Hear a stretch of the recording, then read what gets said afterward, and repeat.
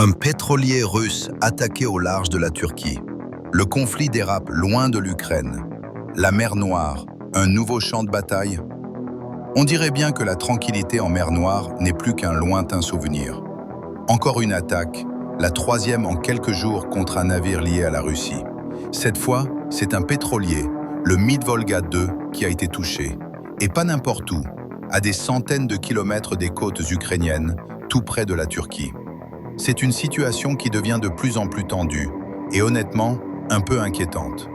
L'Ukraine dit ne rien y être, mais elle a revendiqué les autres attaques. Difficile de savoir où donner de la tête. L'attaque du Mid-Volga 2, que s'est-il passé? Imaginez un peu ce navire, le Mid-Volga 2. Il naviguait tranquillement, parti de Russie pour aller en Géorgie, avec une cargaison d'huile de tournesol. Rien de bien menaçant, à première vue. Et puis, au large des côtes turques, il a été frappé. Heureusement, et c'est le plus important, les 13 membres de l'équipage sont sains et saufs. Ils n'ont même pas demandé d'aide, et le navire a pu repartir par ses propres moyens vers le port turc de Sinop. Une chance inouïe quand on y pense. Les autorités russes et turques ont confirmé l'incident, mais sans donner trop de détails au début. Des drones venus du ciel? L'analyse des experts. Alors, qu'est-ce qui a bien pu frapper ce bateau? Les premières photos qui ont circulé sont assez parlantes. On y voit un trou dans le toit de la passerelle de commandement, des impacts de shrapnel un peu partout, et même ce qui ressemble à des restes de drones. Une société de sécurité maritime, Embraer, a analysé tout ça, et leur conclusion est assez claire. Il s'agit très probablement d'une attaque de drones aériens. Ça change la donne, car jusqu'à présent, on parlait surtout de drones marins, ces petits bateaux sans pilote. Un drone aérien, ça veut dire une attaque venue de bien plus loin. L'Ukraine nie, mais les soupçons persistent. C'est là que ça devient un vrai casse-tête. Le ministère ukrainien des Affaires étrangères a fermement démenti toute implication.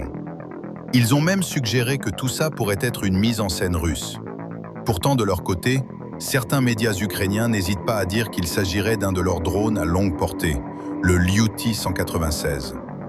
Mais comment un drone pourrait-il toucher une cible en mouvement à plus de 500 km de distance? C'est techniquement très compliqué.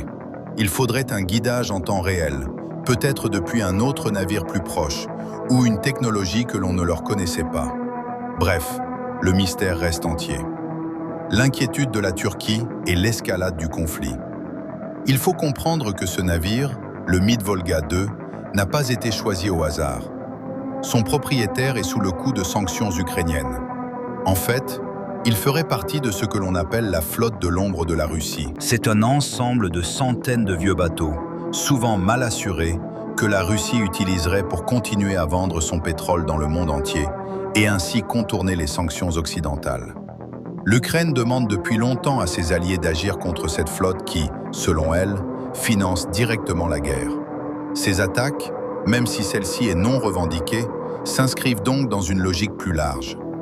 Tout cela se passe très près de la Turquie, et forcément, ça ne leur plaît pas du tout. Le président turc, Recep Erdogan, a tiré la sonnette d'alarme. Il a déclaré que la guerre commençait clairement à menacer la sécurité de la navigation en mer Noire et a qualifié ces attaques d'escalade inquiétante. On peut le comprendre. La Turquie voit le conflit déborder dans sa zone économique exclusive. Ces attaques sont injustifiables, a-t-il ajouté, et il a prévenu toutes les parties concernées. On sent bien que la patience a des limites. Conclusion, une guerre qui s'étend. Au final, que retenir de cette histoire? Qu'il soit l'œuvre de l'Ukraine ou non, cet incident montre une chose. La guerre ne se limite plus aux frontières terrestres. La mer Noire devient un terrain de jeu dangereux. L'Ukraine a admis avoir frappé 2 autres pétroliers russes le vendredi précédent. Donc sa campagne contre l'infrastructure énergétique russe est bien en train de s'étendre en mer. Le message est clair. Aucun navire lié aux intérêts russes n'est plus totalement en sécurité.